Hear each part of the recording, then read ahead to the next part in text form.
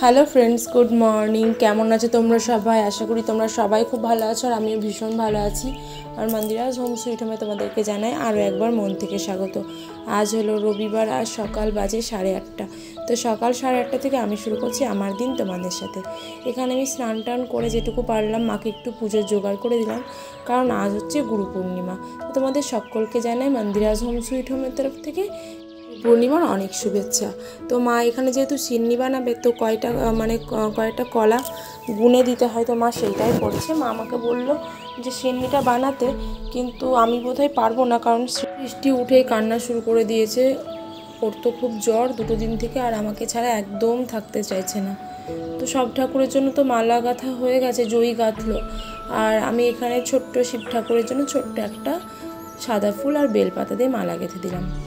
তো মা মালাটা পরিয়ে দিক এবার, কারণ মা বললো সবাইকে দেওয়া হলো আর শিব ঠাকুরকে দেওয়া হবে না, তাই জন্যই আর কি বানিয়ে দেওয়া। তো মার এখানে সব ফল টল প্রসাদও রেডি করে দিয়েছে, এবার শুধু ঠাকুরমশাই আসার অপেক্ষায়।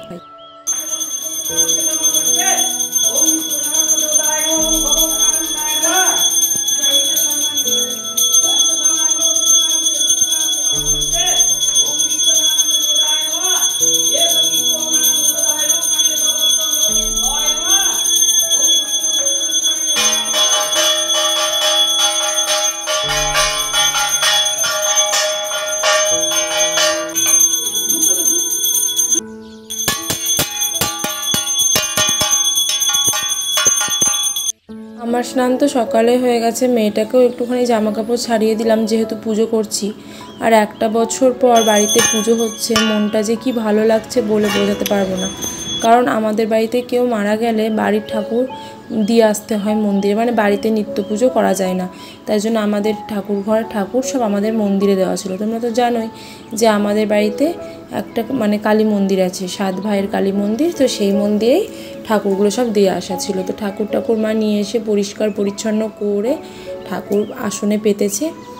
তো আমাদের এখানে যতগুলো ঠাকুর আছে সবই পেতলেরই ঠাকুর। লক্ষ্মী আছে, নারায়ণ, আর তারপরে লোকনাথ বাবা আছে, গণেশ আছে, তারপরে গোপাল আছে, মা বাবার গুরুদেব আছে, আর আছে মহাদেব। তো এই কটাই ঠাকুর আছে আমাদের সিংহাসনে। তো যাই হোক, দেখবে তুমি যতই ব্যস্ত থাকো না কেন, তবুও যদি বাড়িতে একটুখানি প্রতিদিন ধূপ সন্ধে পড়ে বা নিত্য পুজো হয়, কতটা ভালো লাগে না? পুরো বাড়িটা একদম পজিটিভিটি ছড়িয়ে যায় বাড়িতে। তো এটাই হচ্ছে ব্যাপার। আর যেহেতু 1 বছর পর পুজো করা হলো, তাই জন্য একটুখানি যজ্ঞটাও করে নেওয়া হলো, যাতে সব কিছু আর কি ঠিকঠাক চলে। তো পুজো টুজো করার পর এখানে প্রসাদ মা সবাইকে দিয়ে দিচ্ছে। আমাদের বাড়িতে তো সবাইকেই দেয়, তার সাথে পাড়াতেও কয়েক ঘরকে দিয়ে আসে। আর আজকে জয়ীও জোগাড় করেছে, মাও করেছে, আমিও করেছি। আর আমার মেয়েটাকে একটু প্যারাসিটামল খাইয়ে দিয়েছি জন্য বসে আছে, না হলে ওর তো উঠে দাঁড়ানোর ক্ষমতা নেই, এমন অবস্থা। আর মায়ের এই সিন্নি প্রসাদটা না খুব সুন্দর হয়। Hello friends, good afternoon. আর আজকে হচ্ছে নেক্সট ডে। তো কালকে ভিডিওটা শুরুই করেছিলাম, যেহেতু কালকে পূর্ণিমার পুজো ছিল। তো কালকে দুপুরে খাওয়া দাওয়ার পরে আর শরীরটা ভীষণ খারাপ হয়ে গেছে। রাতে তো উল্টি টুলটি করে একদম যাচ্ছে তাই অবস্থা, কখন ঘুমিয়ে পড়েছে জানি না। এদিকে মেয়েটারও 2 দিন থেকে জ্বর। মামা এদিকে একটু আসবে না, 2 দিন থেকে জ্বর। তো যাই হোক, কালকে রাত্রে 3:30টার পর থেকে আর জ্বরটা আসেনি। রাতে ঘুমও হচ্ছিল না ঠিকঠাক করে, কারণ উঠে ওষুধ খাওয়াতে হচ্ছিলো। তো 2 দিন প্রচণ্ড ভুগলো মেয়েটা, প্রচণ্ডই, শুধু চোখ জ্বালা করছে। আর প্রথম দিন তো গা হাত পা ব্যথাতে উঠতে পারেনি একদম। দ্বিতীয় দিনে গা হাত ব্যথাটা ছিল না, কিন্তু চোখ জ্বালা ছিল প্রচণ্ড পরিমাণে। আর জ্বর টেম্পারেচার নামছেই না ওষুধ খাইয়েও। তো যাই হোক, আজকে ঠাকুরের আশীর্বাদে সকাল থেকে আর জ্বরটা আসেনি, কিন্তু কিচ্ছু খাচ্ছে না। শরীরটা দুর্বল তো, তাই জন্য কিচ্ছু খেতে চাইছে না আমার। না না, তো এই যে দেখাই তোমাদের, দাঁড়াও। এই যে আমার মামাটা সকাল থেকে কিচ্ছু খায়নি, কিচ্ছু না, শুধু কালকে একটুখানি খেয়েছে ম্যাগি। ওই যে পালালো। স্নান টান সকালেই করিয়ে দিয়েছি। তো সকাল থেকে জাস্ট কয়েক টুকরো একটুখানি পরোটা খাইয়েছি, তো আর কিচ্ছু খাইনি। আর একটু শশা খেয়েছে, ব্যাস। আমি বলছি চল খেয়ে নে, বলছে আমার কিচ্ছু খেতে ভালো লাগছে না। এবার জ্বরের পরে তো বড়োদেরই কিছু খেতে ইচ্ছে করে না, ওরা তো বাচ্চা মানুষ। এই যাবো মাম্মা, হ্যাঁ চুইংগাম খাও, কিন্তু এখন খেও না চুইংগাম। আর ও একটা বায়না ধরেছে, কি বায়না সেটা তোমাদেরকে বলবো, আমিও পরে দেখাচ্ছিও সেটা।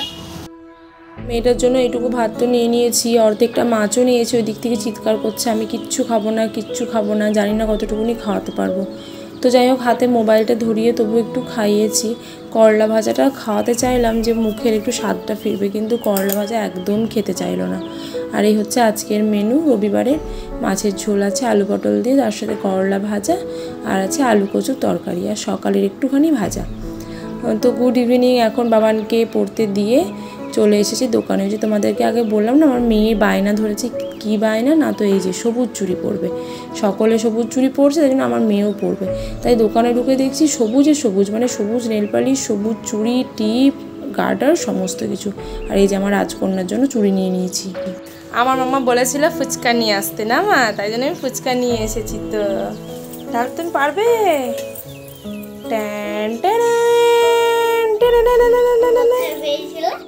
পেয়েছি তো, তুমি খুশি হয়েছ? হ্যাঁ, টাকাম করে দেখো ভেঙে না যায়। দাঁড়াও, পই দিচ্ছি, আমি পই দিচ্ছি। ওই বাবা, এ বাবা, এ সবুজ চুই পড়বে, সবুজ চুই। তুমি বললে যে আমাকে। হ্যাঁ, এটা কেন পড়ে মাম্মা? তুমি কি জানো? আমি তো নিজেই জানি না। এই যে পারেন দা, ওই দেখো। দাঁড়াও দাঁড়াও দাঁড়াও দাঁড়াও। মেয়েটা মারা যায়, সারাদিন কিচ্ছু খায়নি। ভালো মা? ওই বাবা রে বাবা রে বাবা রে, ওই বাবা রে বাবা রে, টেস্টি। ফুচকা খেতে কার না ভালো লাগে। আর এই যে দেখো, ছোট্ট ছোট্ট হাতে চুড়ি পরে কত সুন্দর লাগছে। আমি আদৌ জানি না শ্রাবণ মাসে সবুজ চুড়ি কেন পরে, হয়তো শ্রাবণ মাসে সোমবার করে সবাই, যার জন্য। তো আমি এই সমস্ত সত্যিই পরি না, আমার মেয়ের শখ হয়েছে তাই পড়েছে।